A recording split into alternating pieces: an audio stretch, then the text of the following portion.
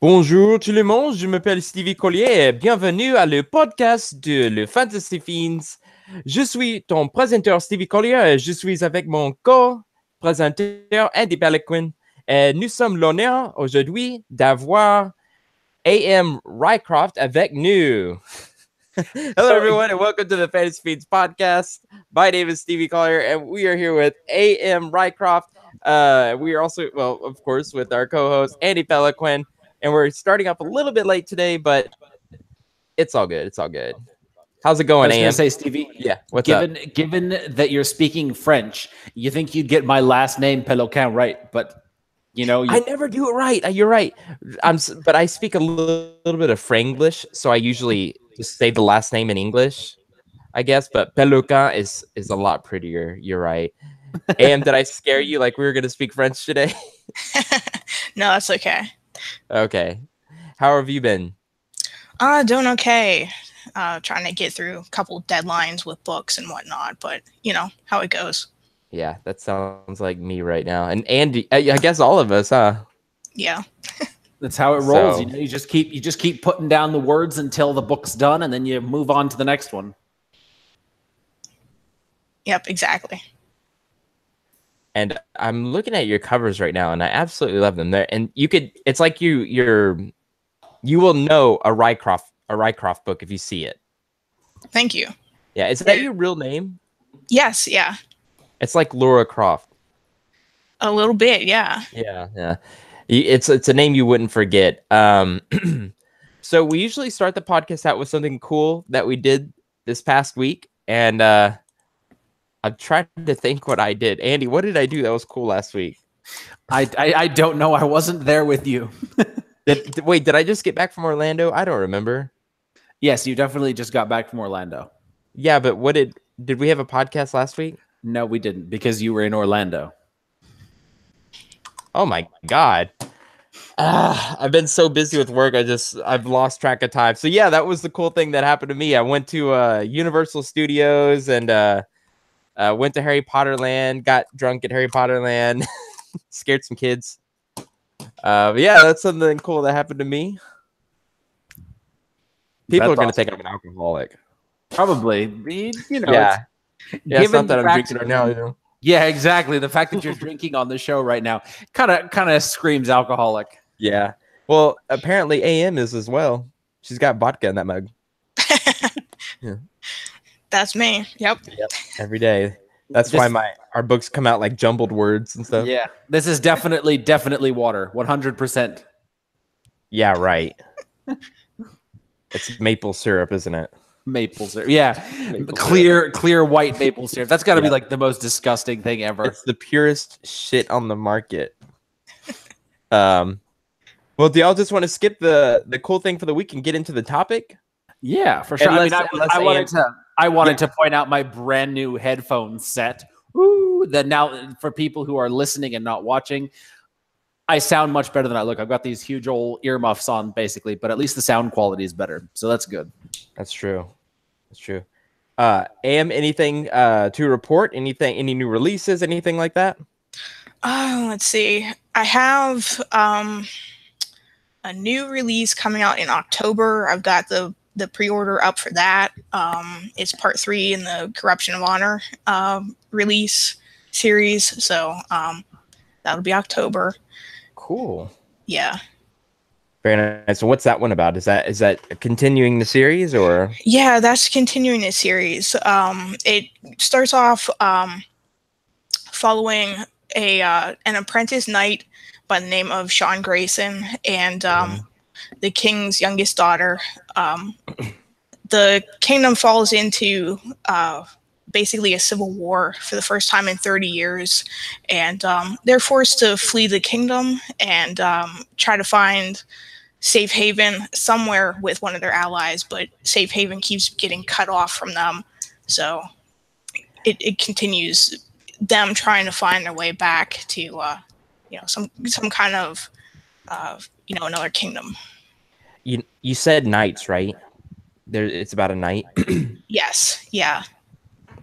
I was gonna say, like, I haven't read a book about a knight in a really long time, and I feel like the knight is so classic fantasy, you know, the knight and squire. So I'm actually, now that you've said it out loud, I feel like I'm craving a knight story. I do have something cool. I have something really cool that I did last week. I gotta tell you. Okay, but it's my love life. And hold now on. It's become the Fantasy Fiends podcast and Stevie's dating life. You know the episode's gonna kind of go off the rails a little bit when Stevie starts. You guys are gonna poop. Okay, I went on a date. I don't know. Everybody knows I go on so many dates. They're gonna think I'm like some man whore or something. I am. No, I'm kidding. So I got there and she knew I was an author, right? But she didn't know what kind of author. And guess what she brought me? First date. What is it? It's the Sword of Shannara by Terry Brooks. Oh wow. Yeah, she's like, "Hey, I hope you like fantasy." I'm like, "You want?" And I proposed right there. I proposed. So that's something cool that happened to me last week. Like I'm like tearing up. I'm so excited. Like I've never been given a fantasy book by a girl before. She goes, "I hope you like fantasy." I'm like, "Yeah, I kind of do. It's kind of yeah, it's okay. Fantasy's all right." So look at me, I'm all giddy. Oh God, I hope none of them watch this ever. None of them. The plural. Notice plural. Okay, I'm gonna shut up now. And Stevie takes it off the rails without fail. Yep. Okay, Andy, do you want to discuss today's topic? You know, I would love to do that. I love strong female characters as both a reader and a writer. And one thing that I found that people kind of define strong female characters is in one of two ways. Typically in fantasy and urban fantasy, you've got the very snarky, very sassy woman, which is almost every single female-centric urban fantasy novel ever. I'm guilty of doing the snarky, sassy woman as well.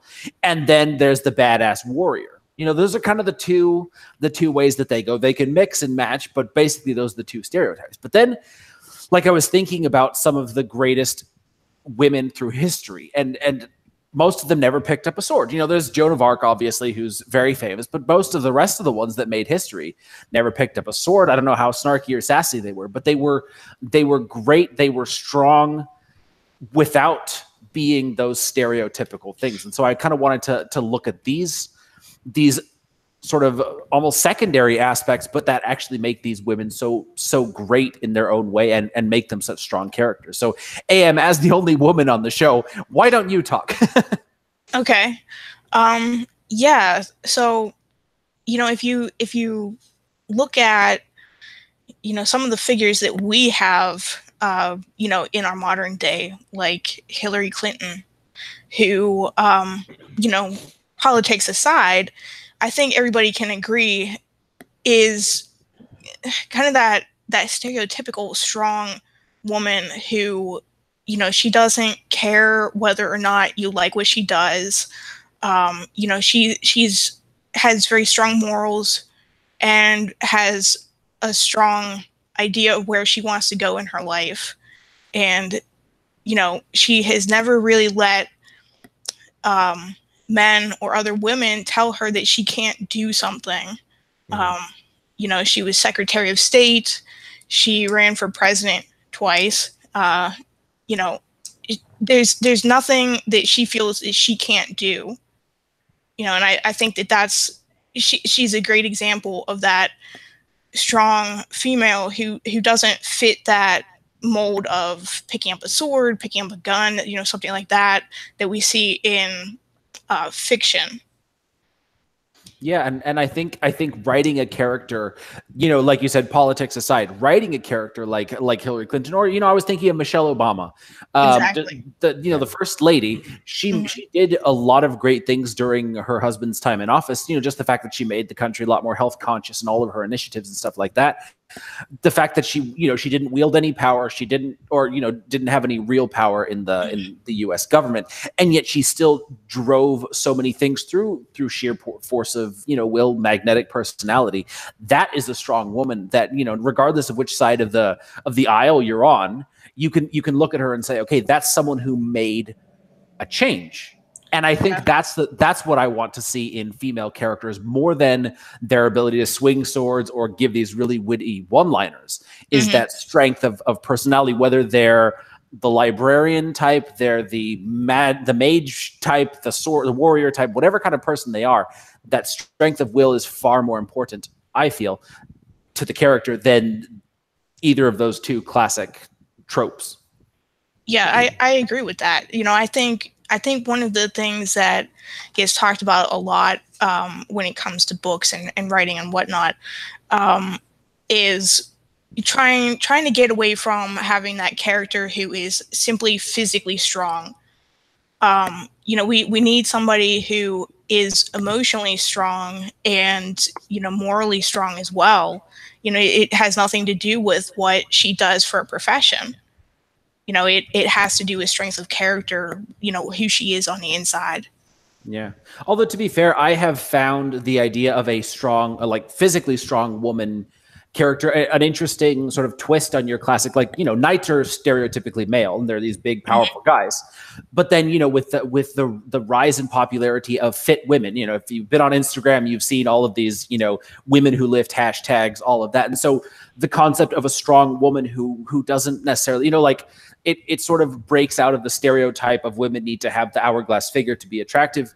And it sort of goes the route of, okay, so this strong woman, she may not, you know, may not fall into the classic male definition of what's attractive, but then by her strength, her physical strength, her strength of character, obviously her ability to swing a sword, makes her an interesting character, sort of because she breaks out of the stereotype. Mm-hmm. I love how I'm just like really quiet right now. I was so talkative last time with all the dragons and stuff, and I'm just like, I don't want to look stupid now, you know. One of the women that spring to mind that really just popped into my head as soon as the topic of this podcast came up was Marie Curie. And she's the one who literally coined the term radioactivity. And if you know anything about her, she did amazing things for science, and she ended up dying from exposure to her own radiation. And I'm pretty sure she knew that was happening before it ended up killing her. But she was like, this is more important than my continued existence. So I'm going to keep doing this, even though it kills me. And she kept pushing, she kept driving, kept studying, kept exposing herself to these dangers for the sake of science. You know, and so one of the classic stereotypes is mothers putting themselves in harm's way for their children. But it's not a very common thing to see, like, women or, you know, any female character putting themselves in harm's way for the sake of politics or, you know, like the good of their country, for science, things like that. This can make some really interesting characters if we sort of step away from mother protecting her children or woman protecting herself from strong men, like breaking out of these stereotypes. Andy is a good person to talk because he actually wrote a series about the strongest woman ever, and not just with the sword, because she goes through all these hardships and stuff. And I'm actually scared to read book 1 because I know of the hardships. So, but I have it on Audible, and that's going to be the next thing I listen to. But something a little bit random, but still on topic, and that is, I grew up in Texas. I went to school in Texas. I don't know if it's everywhere that's like this, but in Texas, I never learned about strong women in the school system. Actually, I can't even think of one. I think we learned a little bit during the Red Cross. You know, our history talks about the Red Cross, but anything else, I went to Catholic school all my life, and we never even talked about Mother Teresa. And it's just kind of weird that even now, I still can't even really discuss the topic. I know Michelle Obama was freaking awesome and took charge with you know, elementary schools and, you know, all schools and stuff like that. But here in Texas, it's weird, but there's not a whole lot about it. We don't learn a whole lot about it. I didn't learn about it until I went to university, and it was a liberal university too. So I know Andy, and I know there's nothing to add to that topic, just that Texas needs to fix their history classes. But we were discussing Ruby Rose because I saw her last night she was, you know, y'all know the Tonight Show, right? Well, of course you do. Yeah. Yeah. But she just like radiates this powerful energy, you know, just that confidence. Not sure if you guys actually seen her get interviewed before, but I think she's going to make a perfect Batwoman. I'm really excited for that casting. Actually, I love the concept of Batwoman as a character. Obviously, the idea that this was a character that was an out lesbian, and she's headlining her own show, which is excellent for the progressiveness of TV, so to speak. You cut out. What's it about? What are we talking about? About the character of Ruby Rose? No, Batwoman, Kate Kane. She was one of the first out lesbians in comic books. She was? I believe so. I could be wrong, but I know she was one of the first. I'm not sure if she was the first, but she was definitely one of the first people who sparked that back when it was still a little bit taboo at the time to have that. I think this was back in the early 2000s that they announced that. And seeing Ruby Rose, who was also one of the first vocally, let's say, out women in her own way, back when everything was first kicking off and it became far more, acceptable, which is kind of silly that it had to become acceptable, but that people started, accepting that it was okay. The fact that she was one of the first, I was kind of happy to see that she was the one chosen for it, because everything that she's done throughout the course of her career, it made me interested to want to see her play this role, because it seems like she could really relate to this character throughout a lot of the stuff that she's had to deal with over her life. It would be very organic for her to fit into this role. Can someone explain to me, Andy, you're saying fluid sexuality, fluid? Gender fluid, I believe. Gender fluid, like there's gender fluid, pansexual. I don't know what those are. Do you know what they are? AM's laughing like I'm so ignorant when it comes to this stuff. But you said Ruby Rose might be gender fluid. I think she was at one point. Let me see. What is that? I'm afraid to Google it. Well, gender fluid usually means that. Trying to think how to explain it. It's one day you might feel more female than another day. Another day you might feel a little bit more male. Some days people who are gender fluid don't necessarily identify with either gender. So it basically switches. Yeah, Google says they remain flexible about their gender identity rather than committing to a single gender, and they can fluctuate between them or express multiple genders at the same time. I feel like some people might be doing this without even knowing about it. You know what I mean? Maybe subconsciously, like they take on more feminine aspects one day and then more masculine aspects one day. I might even I know I'm not gender fluid, but like let's say like one day I'm going camping and fishing. I feel like I take on a more masculine role when I go do that stuff that day. And then the next day I want to go shopping and get, well, not saying that all women like to go shopping and do shoes, but something more feminine, I'm going to shut up. Yeah.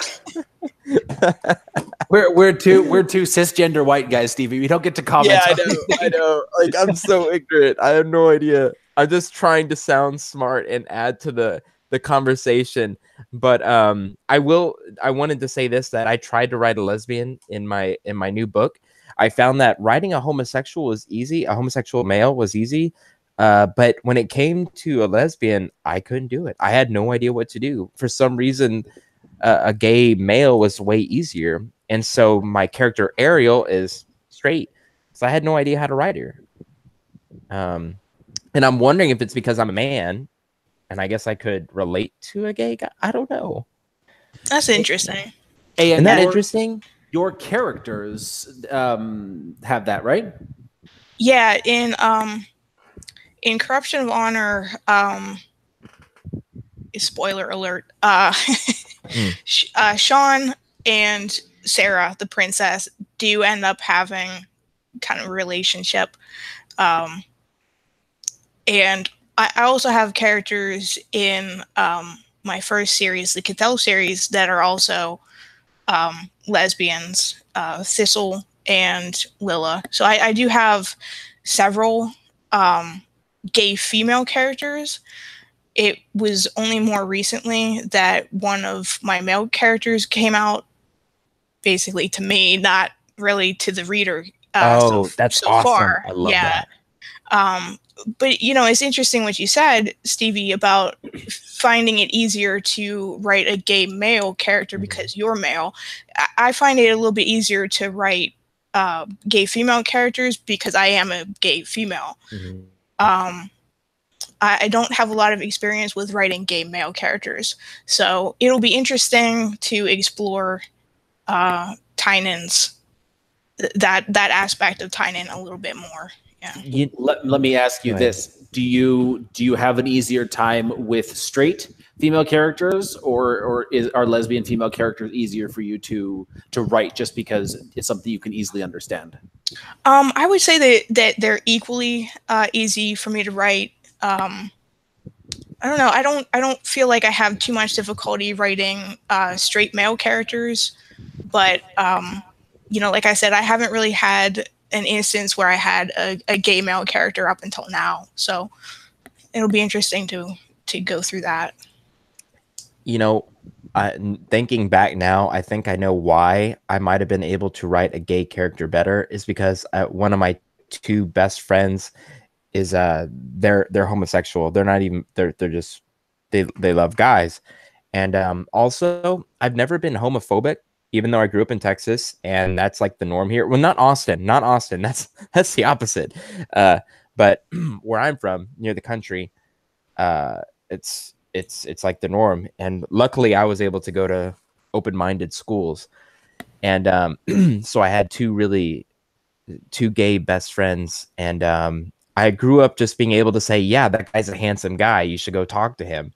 And at 26, I'm still like that. You know, if I see a guy who's got good style, he's got a nice looking face, I'll tell him, dude, check out the ass on him. Go get him. And I'm not homosexual, but I think it's maybe that's why I was able to write the homosexual character. But now, this is weird. This is ironic. I just made two friends who are lesbian, and they have quickly became some of my just really good friends. They're from France. And I ask them questions, and that's what I like about it. They actually allow me to ask questions like, what do you see in a female? Like, when you see a female, what's it feel? Does it feel like what I feel like for a girl, you know? It's just interesting. It's interesting. I'm fascinated. And these people allow me to ask these really dumb questions. It's true. They're dumb questions, but I don't know. And I'm dumb enough to ask them. I think that's what's most important, is that you can find a way to try to understand it. Like writing the Alana character as a man, obviously a 6.5-foot man writing a 4.5-foot woman, it's pretty much impossible. And that was one of the biggest challenges, one of the biggest switches in mindsets that I had to make. But then all of the other things that went into writing her character, just asking people questions about the things, the way that they feel, the way that they think, the things that they go through. I think it helped me to understand not only the character a lot better, but also, women in general and people of the LGBT alphabet soup. Alphabet soup. You made her 4.5 feet tall? Not 4.5 feet. Not 4.5 like feet. A midget walking around. But like my wife's 5'3", and so I kind of pictured her around that size. Well, I'm 6.5 feet. My wife comes up to my shoulder. That was kind of what I pictured, because that's the the sort of the drastic comparison that makes for such a strong woman. She's dealing with guys who are twice her size, and she's putting them in their place. Not because she's better with a sword than them, but because she has more, like a stronger personality. There's a word that I can't think of, but it's basically agency. She has more agency than that. Agency. You know what? Your wife should not go to your shoulders. Whenever I hug you, your nipples go to my mouth. So I'm gonna shut up. Definitely shut up. What does agency mean? What does agency mean? I'm just going to Google it so I make sure that I don't get it wrong. So agency is the capacity of individuals to act independently and make their own choices. And and people with more agency, they have more influence on people around them. That actually, I'm glad you brought that up. It's something I always discuss with my friends and family, and that is, I wish just people would stop talking about the rights of homosexuals, because we're all the same, and I just wish everybody would just have the same rights. Everyone just let everyone do what they want to do. Does that make sense? Just like let everyone do what they want to do. Yeah. Because here in Texas, it's so, should we let them do this? Should we let them do that? Just mind your own damn business. I don't know, but I'm also strange because I lived in California for half my life. So here's a question for you, AM. Do you think it's too much to write in a bisexual character? Do you think it takes away from the story to make something that complicated sexually? I don't think that it's too much. I know that a lot of bisexual readers would like to see more bisexual characters because they feel left out of fiction that they read. I think there's a challenge in getting over some of the stereotypes that are out there about bisexual bisexual people in general. Not the least of which is that bisexual women always end up marrying men. I know that drives bisexual women crazy. Wait, is that true? Like, that's a statistic? That I can't say whether or not that's a statistic, but it makes sense. Personal experience. Unfortunately, yeah. I've dated 2 girls who are bisexual, and I dated them for a really long time. And to be honest, it's kind of refreshing because we can both look at the same girl, It's kind of cool. I might even prefer it because I feel like it takes a lot of jealousy out of the equation. But I feel like, one of the things that come to mind is Nicholas Eames' portrayal of homosexuality. Yes. Right. So the way he did it, it was so just so normal. It was so baseline that like it didn't even make a blip on the people's radar. And I feel like in many cases, like including homosexuality or bisexuality or all of these things in fiction, making a big deal out of it is almost like disingenuous, or it's almost doing a disservice to the people. So I've written in gay characters, lesbian characters. I haven't done transgender or queer or any of that. But for me, it was just like so baseline. And so the characters, they show up, they do their thing, they play their part in the story. My main characters, whether they are or aren't, and that's it. Like, it's just so normal. And I think that's almost what a lot of people would like to see. And I can't speak for anybody else other than myself, but I feel like when it's done like that in a story, I really liked the character in Kings of the Wild, because it was just like, the story moves on, sort of bringing a normalcy to it. It's not blatant, he just says, oh, my husband died 6 years ago, and that's it. And then the whole story is about him missing his husband. And that to me was so mind-blowing, because usually whenever I read about a homosexual character, they make it a big deal. What comes to mind is Clive Barker. I had to stop one of his books halfway because he just kept making a big deal about it. I'm like, it's just, it's taking away from the story from me. Okay, he likes guys, who cares? So that's what I did with my gay character. If he saw a guy, he liked the guy. Boom. That's it. I didn't go into a paragraph about why or how he was homosexual. Great. I'm so glad you brought that up. Sadly, Andy, I think we should go to the story, huh? Yeah, well, I was going to say that I do think that there are things that need to be explored about that through fiction. Fantasy obviously would be a great place for it because it provides that disconnect. But in any type of fiction, exploring the issues, whether psychological from the rejection of the family, or the issues with the family, or political or religious, or all these different issues from the perspective of someone who is bisexual or queer or lesbian, or exploring them through fiction is important. But that's not, it's not like every book has to make this, this big in-depth dive into it. I like the inclusion of it without it being, all right, now let's get into the whole nitty-gritty of it all. Go ahead. I'm the same way, and I think that we're seeing a shift in how gay characters are being written overall, because if you look at fiction from 10, 15 years ago, you couldn't throw a rock without hitting a coming out story in gay fiction. But that's becoming less and less common because our modern experience as gay people, it's less about the coming out experience, and it's more getting married, having kids, and making that just a normal part of the conversation. It's not about, let me hammer it home that I'm gay, or that he's gay, she's gay, whatever. It's just, they're my neighbor, so I think that that's really influenced how we write those fictional characters now.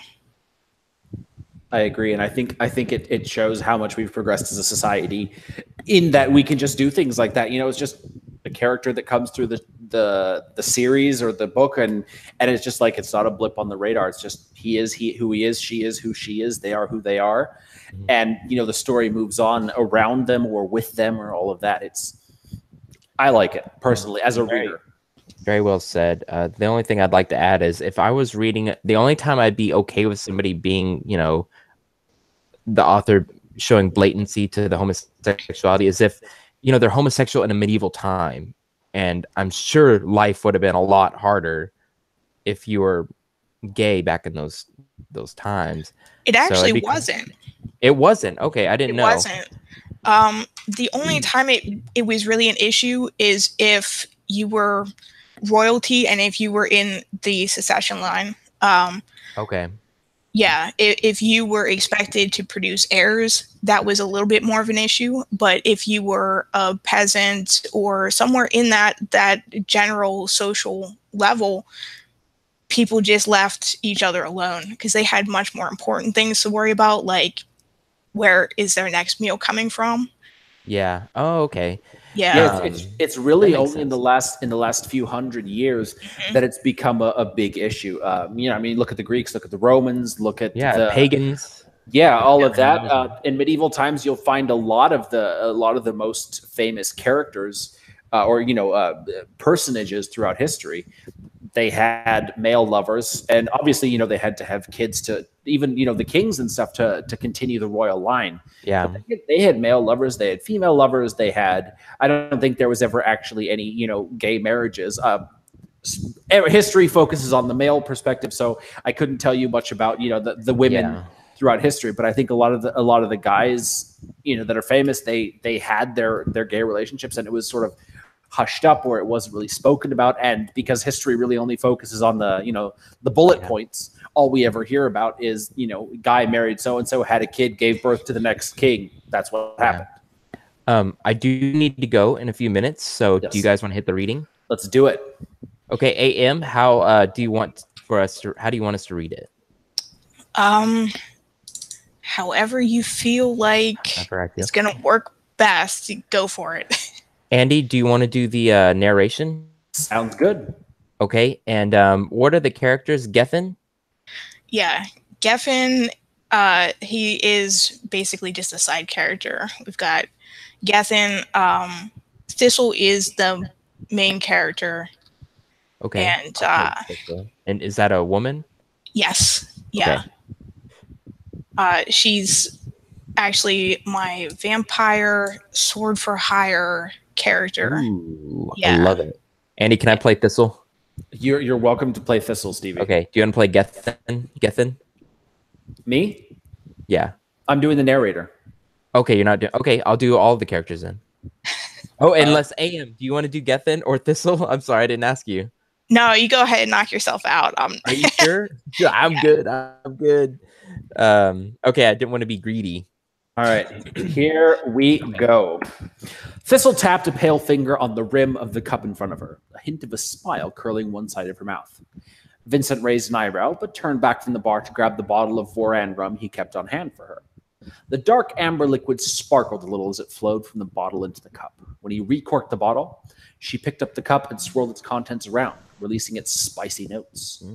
Gethin, one of the few regulars still hanging on that night, watched her from 3 stools down. Going for the blurs tonight. She inhaled the rum's aroma, then glanced sidelong at him, a broader smile coming to her face. Just killing time. Her love of Voran rum hailed back to her days as a caravan guard in the Northlands, long before she made her way south and found herself in Haven, back when she was still human. Few could keep up with her now. It didn't keep some from trying, however, and this night she had a challenger. Marius leaned forward on the bar to tell Gethin, She's waiting for a certain someone to be done for the night. The smile on his face was equal parts sly and bitter. He jostled her elbow too hard, forcing her to shift the cup to her other hand to keep from spilling it. Too much rum and ale alike lit up his eyes. She told him, Watch your nudging, my friend. He had walked a fine line with her all night. She wished he would drown his sorrows elsewhere for once, rather than dragging down her mood. Really, how many times could he get his heart broken by the same woman? He put his hands up in a gesture of mock apology, his voice holding that bitter edge again. Sorry, didn't mean to get between you and your other girlfriend. She frowned at him, but let his dig pass. Her eyes strayed to the wide mirror behind the bar, and she unconsciously tucked strands of her sun-streaked hair behind one ear. Lilla was not hard to find in the common room's reflection in the mirror. Last call was near, and the crowd had thinned out considerably since the night started. Watching her, Thistle forgot for a moment about the drink in her hand. Lilla flitted from one table to another, making the last rounds for the night. The young woman's easygoing, friendly manner had charmed everyone at the Fallen Rose from the start. But that was not all that made her a favorite of both the regulars and those just passing through. Her whirlwind of gentle curves, long legs, and a self-conscious smile left most men dizzy. Unfortunately for them, they were all destined to leave with broken hearts. Thistle kept watch to make sure their broken hearts did not turn into hot heads. Lilla paused at the table of a patron Thistle didn't recognize. She tossed her dark hair over her shoulder and leaned closer to hear what he was saying. When she did, he put his hand on her back and slid it down to her rear. Thistle squinted at his reflection, debating whether she should take off his hand now or later. Lilla, however, smiled at him and deftly slipped out of his grasp. Thistle remembered her drink and tossed it back, relishing the way it burned on the way down. She kept her eyes on the stranger with a wandering hand. Maybe she'd just take a finger or 2 from him. Marius tossed his drink back as well and grunted. She let her gray-green eyes shift away from the mirror to him. A pinched look crossed his face. Boy, that's got kick. Go for another. Maybe. Thistle looked up into the mirror again. Lilla was off to another table. Maybe? What's the matter? Afraid one more will keep you from... Hey. Her eyes flared bright green, as anger over what she knew he was about to say brought her vampire side to the fore. Don't worry about me. I'm fine. But you need to check yourself. Before Marius could respond, Lilla slid past her, distracting her by running a hand over the shoulder of Thistle's pale linen shirt. Her touch and clean scent, lavender mostly, sent a tingle up Thistle's neck and dulled her irritation. Lilla continued past her and onto the kitchen. She returned a moment later to lean close and whisper in Thistle's ear. When I'm done for the night, I could really use a bath. Care to join me for that? She didn't wait for an answer. She didn't have to. Thistle smiled into her cup, tipping it back for the last drop hanging at the bottom. When she put it down again, Marius and Gethin were both staring at her. So was Vincent. He looked to be on the verge of laughing. She frowned at each of them, stopping at Vincent. What's so funny? Vincent put his hands up, feigning innocence. The other men chuckled and shook their heads. She set her cup down and tapped the room again. She would see how much they giggled when she drank them under the bar. Vincent, however, was focused on something behind her. Thistle glanced in the mirror again to see the inn's door closing behind a mop-headed young man dressed in the red robes of Aphis. An immediate sense of foreboding passed over her. She turned on her stool to look at him straight on as her thoughts went to Colin Fane, another young cleric of Aphis. Vincent called out to him, "We're closing down the common room in just a bit, friend. You need of lodging?" The young cleric approached the bar with his hands clasped tightly in front of him. He nodded. Dark circles underlined both his eyes. Thistle wondered when he'd last slept. "Lodging would be most appreciated, kind sir. Can you tell me if you know a woman named Thistle Moran? I was told to seek her out in your fair town." A fair town was not the way Thistle would have described Haven, but then it often seemed that way to outsiders. She saved Vincent from answering. "You're looking at her." The cleric turned his attention her way and smiled nervously. "My apologies for interrupting your evening, Lady Moran." A corner of Thistle's mouth twitched at being called lady. "Just Thistle is fine. You're not interrupting anything." Marius grumbled, but stopped. All that important? Wow. What's that? I don't know. It just went wonky for a minute. Anyways. Oh, okay. Marius grumbled, but stopped when she shot him a warning look. The young man. "Colin Fane asked me to seek you out. He needs to speak with you and asks that you return to Pius." Thistle frowned. Why was it that messengers in the middle of the night never brought any good news? She asked him. Why couldn't Colin come himself? Is he ill?" The young man started to reply, but suddenly closed his eyes as he swayed on his feet. Thistle dove forward to grab him before he fell. Marius exclaimed, "Whoa!" and slid off his stool too fast for his drunkenness, nearly falling over himself. He managed to catch himself on the stool, then helped Thistle guide the young cleric toward the bar. She yanked her long dark coat and her long sword off the stool next to hers so that the young cleric could sit there. He pressed his hands to his forehead, leaning on the bar. "Forgive me," he mumbled. "I traveled here as quickly as I could, and I have not stopped to eat or sleep in 2 days." Thistle set her coat on the stool Marius had vacated and put on her leather baldric, setting her long sword across her back before she sat next to the young cleric. Vincent passed a mug of water to her, which she handed to the cleric. He accepted it with shaking hands and drank it quickly, spilling some of the water onto his robes. "Here, take this too." Vincent passed part of a loaf of bread. It was half stale. The cleric smiled vaguely. "Thank you for your kindness." Vincent nodded, though a sheepish look crossed his face. "I'm afraid our cook's already gone to bed, or I'd make sure you had a full meal." Butch turned in earlier than an old woman and hated to be awakened in the middle of the night for anything short of the inn burning down around him. All the same, Thistle felt like this might be one time to wake the half-giant so that the poor cleric had more than stale bread to revive him. She muttered to Vincent, "We could wake him." He raised an eyebrow and muttered back, "You can wake him. I'll not stick my neck through his door." Thistle looked toward the short hallway that ran between the kitchen and Butch's room, half hoping the commotion had made him stir on his own. She didn't move to go in and check or to wake him. Neither did Vincent. "Maybe I could wake Miriam to fix him something," he said, referring to his wife. The young cleric shook his head. "I don't want to be a bother. I feel myself recovering already." By then, Lilla had joined them. She sighed heavily. "Oh, you're all a bunch of silly cowards. Can none of you walk into the kitchen to fix the man something on your own?" She stalked off toward the kitchen. Thistle sighed. She gave Vincent a withering look and gestured after Lilla. He ran his hand over his thinning ginger hair. Grumbling, he turned to go after her. "Wait, Lilla. I'll get him something." He shot Thistle an irritable look before he disappeared into the kitchen. She could live with Vincent's irritation. It was the cleric's presence that bothered her. Whatever Colin wanted to speak to her about, it was urgent enough that the young man felt the need to forego any rest for 2 days in order to reach her faster. In her experience, that never meant anything good. That was awesome. Really well written. Lots of fun. Thank you. Yeah, that was a lot of fun. I felt like I was there with them, and I lost track of time, but I really need to go, or else I would have had to stop it halfway. But I was just so sucked into it. Great job, AM. Great job. I had a lot of fun with that. Thanks. Yes. So thank you very much for being on the show with us. We really appreciate this topic. I'm sorry I was ignorant about the topic. I'm No very problem. honest about it. I'm very honest about it. Hey, we all learn something new every day. Yeah, this Right. podcast, I learned so much. Andy, anything else we want to add?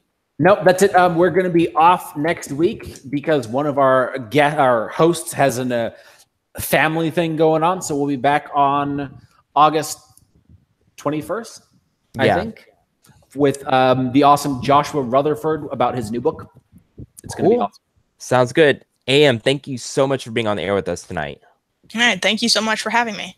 Yes, it was a lot of fun. And you can find her at writinginadarkroom.com or by searching AM Rycroft on Amazon. That is a.m.Rycroft, Rycroft, because I was saying Rycroft and then other things.